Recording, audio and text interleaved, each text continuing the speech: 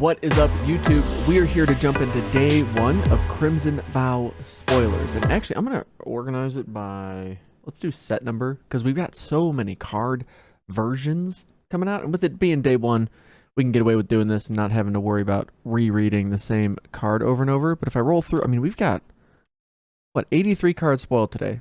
Probably a quarter of them are unique cards, but let's just jump right into it. We get to see some new mechanics. We get to see a hint at what some of the tribes or synergy color pairings may be.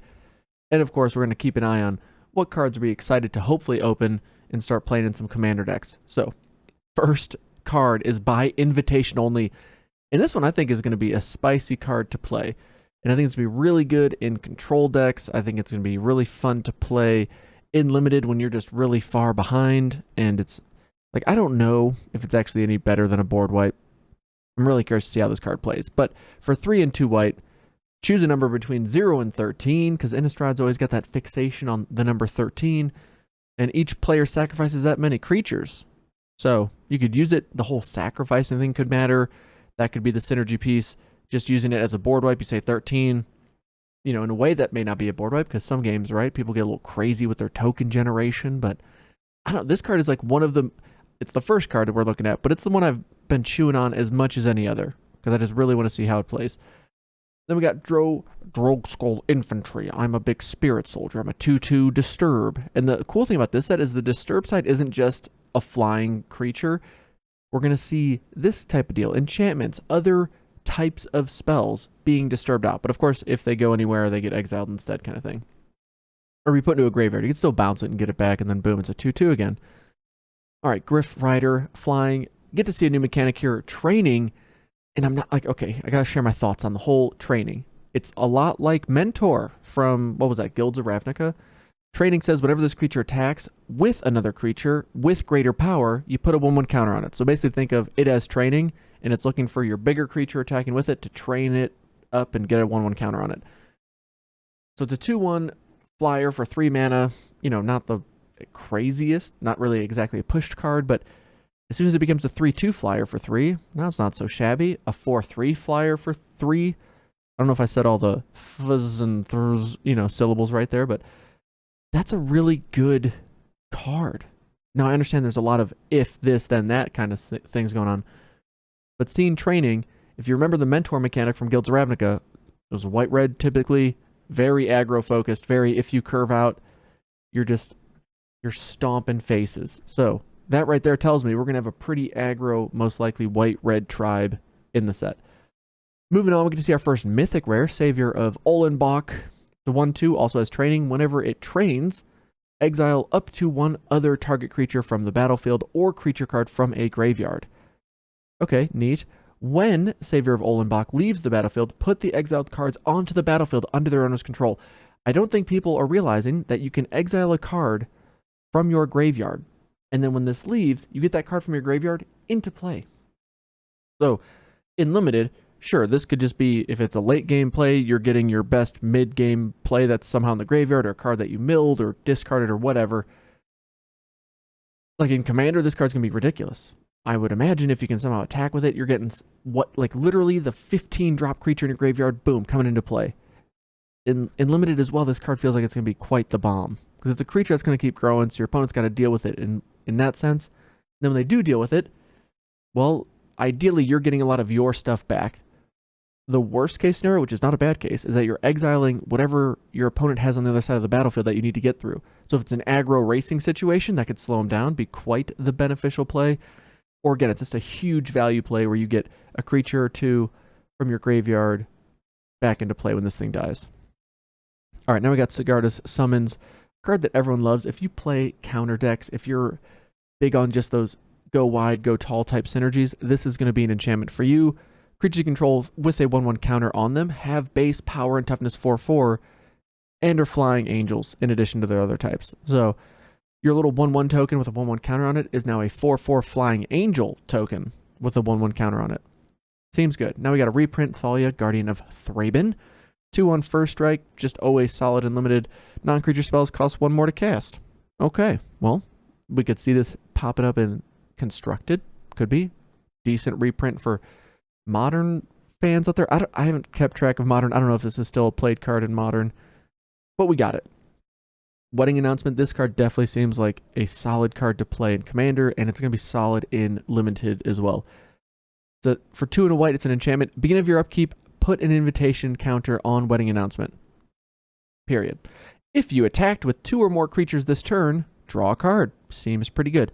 Otherwise, create a 1/1 white human creature token, and then if it has 3 or more invitation counters on it, if this card has 3 or more invitation counters on it, transform it. And its transform side is an enchantment that says, creatures you control get +1/+1.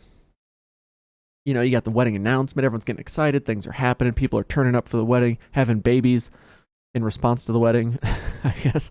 And then when you get to the wedding, boom, festivities ensue, everyone's eating good, feeling good, looking good, +1/+1. Now we got Geistlight Snare. And we'll have to see what else is in this set, what else comes about from the enchantment and spirit sense. But this could be a really good card for Standard for its entire life in Standard. Geistlight Snare says this spell costs 1 less to cast if you control a spirit, as well 1 more or less if you control an enchantment. So if you control a spirit enchantment, which I don't know if that's going to be a thing in this set, it only costs blue, which is pretty good. Counter target spell unless its controller pays 3. So yeah, it's pretty much useless in the late game, give or take. But early, mid to late game, this is going to be a really good card. And it's obviously got playable potential in Constructed, so... You blue players out there, I'm sure you're excited about some Geistlight Snare action. Now, Overcharged Amalgam, the old zombie horror tribe, has got a nice new addition. It's a flash flyer, 2 and 2 blue for a flash flying 3/3. That's already pretty decent. When it exploits a creature, counter target spell, activated ability, or triggered ability. So you can flash it in. With its exploit ability, you may sack a creature. We'll see what kind of tokens are in this set. But the other thing I need to figure this out. Y'all can tell me in the comments. Let's just assume we have decayed tokens coming back. If we attack with 2 decayed tokens, nothing dies. But you go to damage, you deal your 4 damage from your 2/2 zombies, and then you flash this in, you exploit your 1 zombie, and then you counter the triggered ability, the decayed ability of your other zombie that would make you sacrifice it, right? So that would save you the 2/2. That's how I'm assuming it would work, and that's like probably the weakest case example of this, but it just shows the flexibility of this card, which is already, I mean, it's pretty nuts. All right, moving on to Demonic Bargain. Exile the top 13 cards of your library, then search your library for a card, put that card in your hand, and then shuffle. Okay, neat. So you're tutoring for 3 mana at sorcery speed. Not all that exciting. In Constructed, you should maybe play this. I don't know. In Limited, you should definitely not play this, because exiling the top 13 cards of your library, I feel like is a quick way to lose the game for yourself, unless you're wanting to deck yourself. And then Commander, it's a little risky, because maybe the card you want. We've all been there, right? You tutor, and you're really wanting a card, and you pick up your deck to look for it, and you're sifting, and where is it? It's the next card you were going to draw. Bummer, dude. So in Commander, I feel like this is going to be a pretty meh kind of tutor, but... we'll see. I don't know. I love the artwork, though. Fell Stinger, our next card, is a 3/2 Death Toucher for 2 and a black. It has Exploit as well, and when you exploit a creature with it, target player draws 2 cards and loses 2 life. I mean, a 3/2 with Death Touch for 3 mana is a card I don't mind playing. I just like the scalability of it, being able to jump in front of some huge, big butt type creature that is going to lose you the game because you can't find your removal for it, and you can't get a big enough board for it, and yada yada. The fact that it can also exploit something, draw you 2 cards, lose 2 life is so minor to me, I'm not even thinking about it, but that just feels like a good card. I don't think zombies could be good in this set. I don't know if a Scorpion Tribe is going to happen, but I got high hopes for this card. Gluttonous Guest, a 1/4 that when it ETBs creates a blood token. That is, let's see, do we have the blood token up? Let's just do set T vow. Nope. Okay. I know I've seen it on someone else posted. It's a pretty cool little vial of blood action looking. But when this ETBs, you get to create a blood token. Whenever you sacrifice a blood token, you gain a life. So I'm going to throw out that, yes, black-red is going to be vampire focused, but I'm wondering if, like, there's got to be something around the life gain here. And the blood token, how does it work? 1 and tap it, discard a card. That's the cost to do this thing. 1, tap it, discard a card, sack it. The outcome of that is you draw a card. You have to be, I mean, My one caution about this, though, is it only costs 1 to tap it and exile it, or sacrifice it, draw your card, do your thing, whatever. But, like, vampires are trying to be aggro, so spending mana to sack blood tokens, to loot, or whatever through your deck, feels kind of clunky to me. If I'm assuming vampires are trying to be aggro and do things.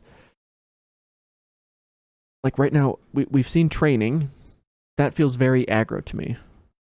White-red definitely could be aggro, but vampires, which I also assume are aggro, this whole blood token gaining a life here and there, I don't know. I want to see how they make it all come together in what feels like a clashing manner and make it symbiotic, synergistic, and now it's helping add to whatever aggro thing's going on.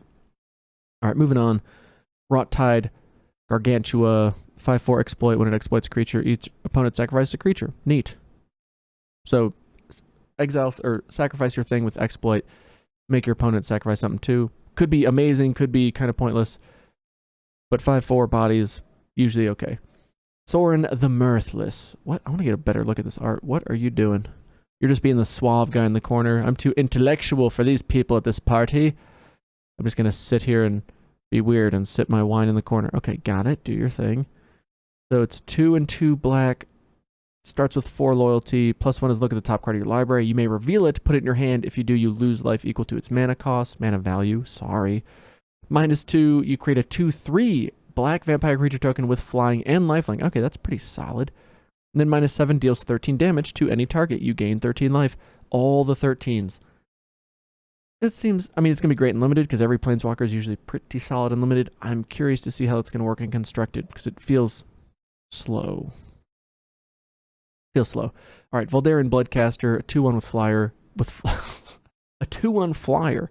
That makes more sense. For 1 and a black is pretty neat.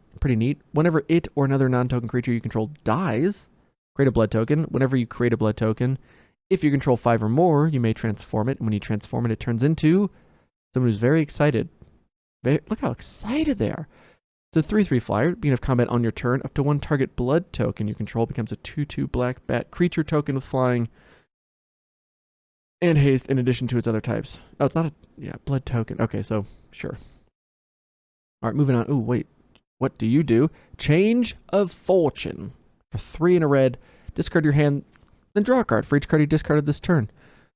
So that's kind of neat. You know, if you've somehow had to discard other cards... What was the mechanic? Madness? So I guess if you've madnessed other things, would it count that? If we end up having madness, who knows? Interesting. I'm curious if it's just like a 4 mana... Because the thing I don't like about cards like this is you cast it, so you're essentially down a card when you get the benefit from it. But if there's enough discarding happening where it's actually netting you more value because it's going to count things that you're probably doing quite often in whatever deck you're playing it in, i.e. discarding cards, then it could be good enough for limited. All right, Dominating Vampire, 1 and 2 red for a 3/3 when it ETBs, gain control of target creature with mana value less than or equal to the number of vampires you control until end of turn. Untap that creature, it gains haste until end of turn. So it's nice. It's got a little steal effect, a little brainwashing effect, but it's a payoff slash value payoff for the vampire tribe. Okay. But nothing to do with lifelink, you know, life gain. Okay. Curious. I mean, it's a really good card for limited. I assume it's going to play well. The 2 red could be a little clunky, you know, or be awkward in some situations, but I assume as well it's going to be okay. All right, Vampire's Vengeance. Deals 2 damage to each non-vampire creature. Create a blood token. This will be like a snap play for every person playing vampires in this set, which I assume will be quite often.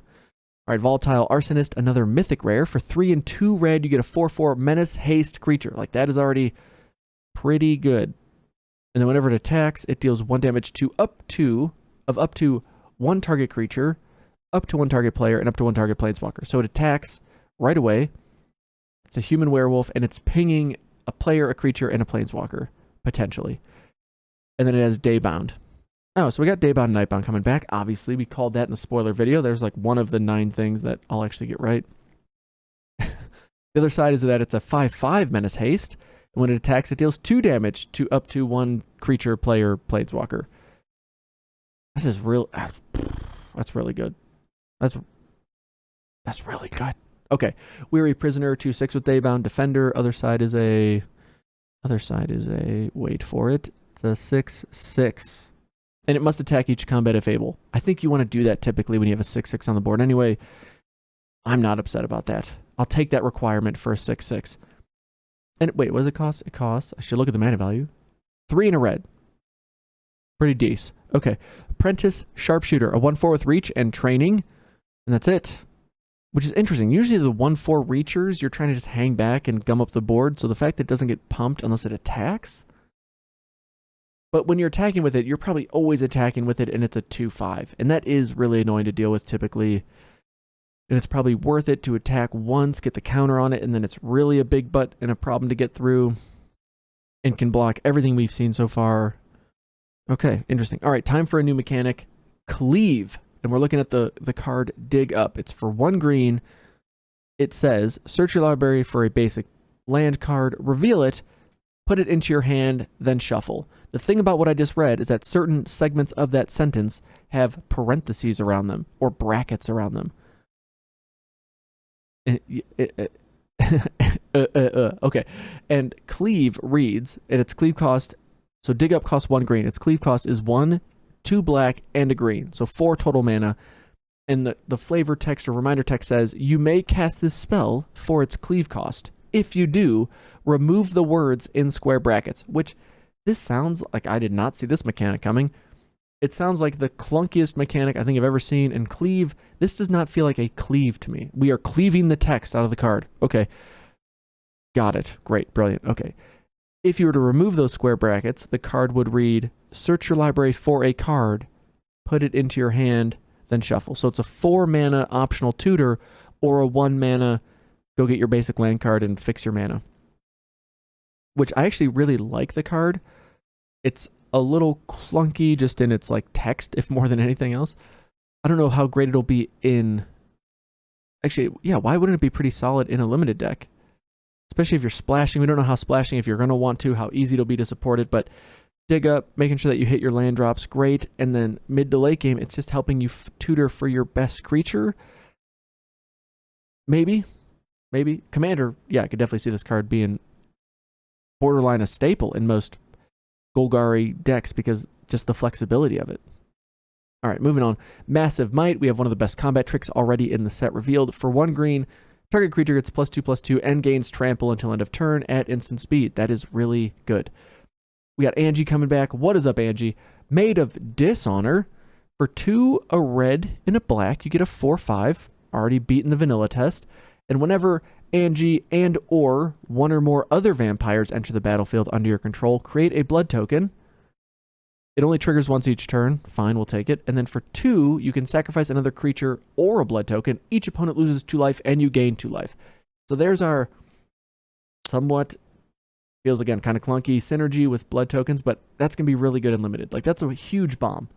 She ETBs, you get a blood token. Great. Next turn, play another vampire, get another blood token. On your end step, I'm going to use whatever mana I have left over and drain you for 2. Like that's brutal to deal with. And a 4/5 for 4 mana is already really solid. And actually, I'm getting excited because now Edgar, do we want this in here, Edgar? Hopefully we get to ask Edgar in person because he's getting a card in the set, right? It has to happen. It must happen or the set is a complete failure. Okay. Dorothea, Vengeful Victim. It's a 4/4 flyer.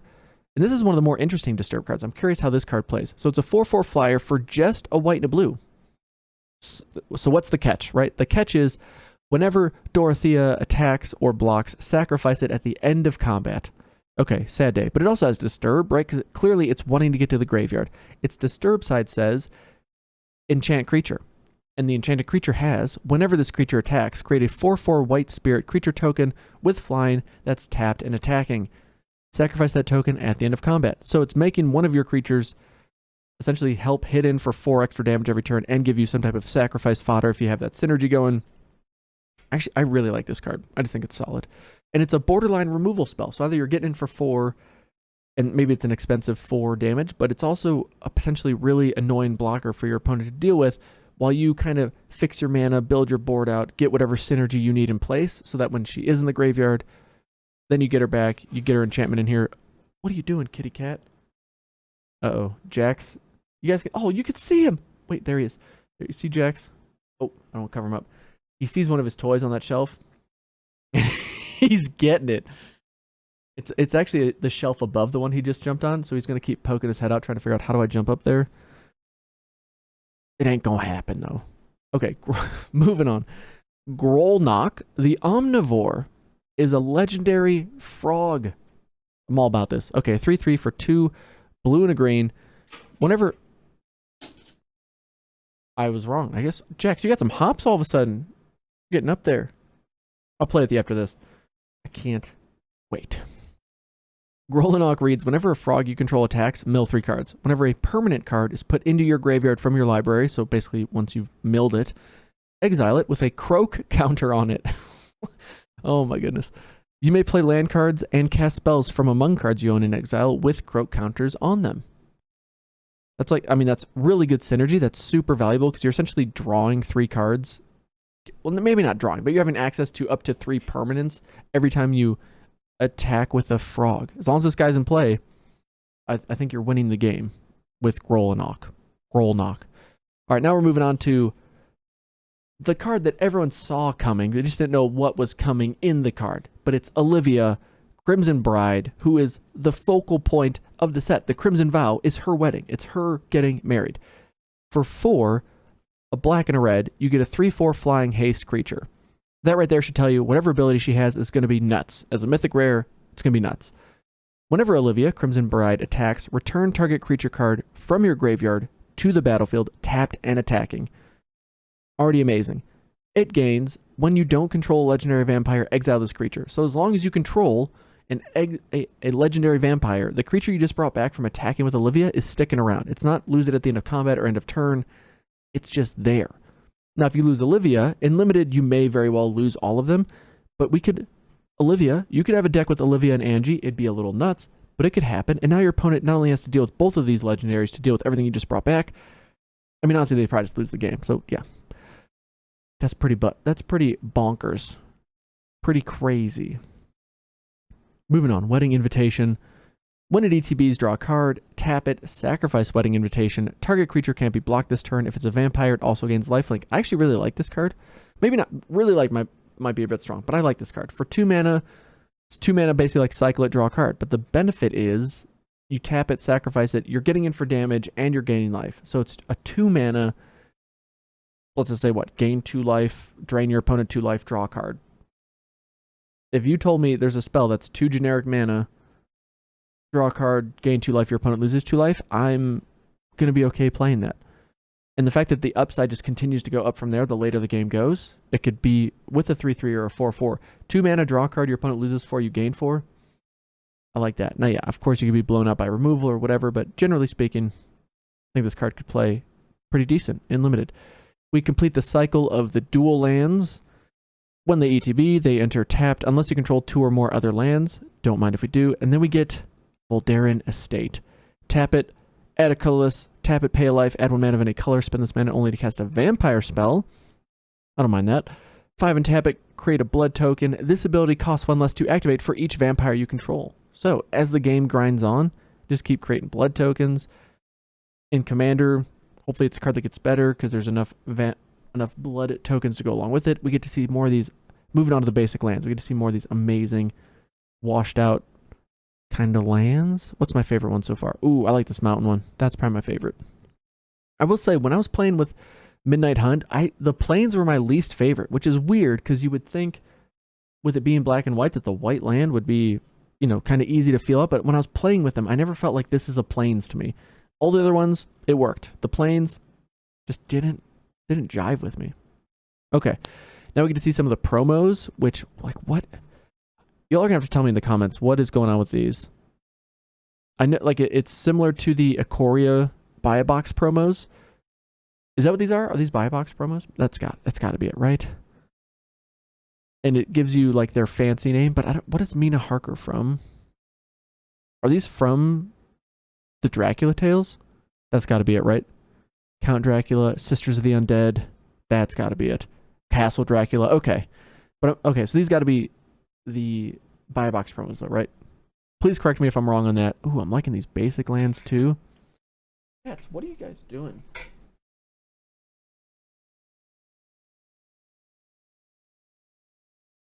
Are you growling? Come here, Bubby. Look, my cat is growling right now. This toy, the person at the pet store told me like I had to get it because like there's something about the leather and the bro. Oh, but whatever. I've never seen him get more intense about a toy in my life than this toy right here. All right, Jax. We'll play in a second. He's such a goober. Oh my goodness. And then Cigar to Summit. Oh wait, is this a buy box promo? Oh, the bundle promo. Okay, nifty 50. Good to know. Then we got some other fancy lands. These lands I wasn't a fan of in Midnight Hunt. Like when they were first spoiled, I was like, oh, I'm not gonna like these. I ended up liking them more than I thought I would. Sorin the Mirthless. It just must be really cold. Or you smoke. You're not smoking, obviously, because that would not be cool. But it must be kind of cold there. Got it. Now you're just trying too hard, bro. It's like, what are you doing? What are you doing? Although I'm digging that shirt. I'll be honest, I rock that for sure. For sure. We got Thalia. Ooh, I like these a lot. If y'all noticed, these versions of these cards, they have like a fancy little etching on the lines, the borders of the card. I really like that. The basic lands, the rares and such. Loved that. We got some more Dracula. Oh yeah, what's up, Van Helsing? Abraham Van Helsing. Dracula. Ooh, this looks pretty sweet, actually. I like these. And the promos. Nifty 50. Ooh, Geistlight Snare. That's probably going to be one of the best promos. I mean, that's it for me, folks. I'm really digging this set. I'm figuring there's going to be some cards that are probably going to pop up today that weren't in these spoilers. But either way, I think this is a good intro. We're seeing some of the new mechanics. We're getting a feel for what some of the archetypes are going to be doing already. And I'm just getting excited for a pre-release because it's my favorite way to play Magic, my favorite way to experience a set. I hope y'all can make it to one. And yeah, I guess we'll just leave it at that. Thank y'all for watching. We'll see you in the next one, my friends. Take it easy. Peace.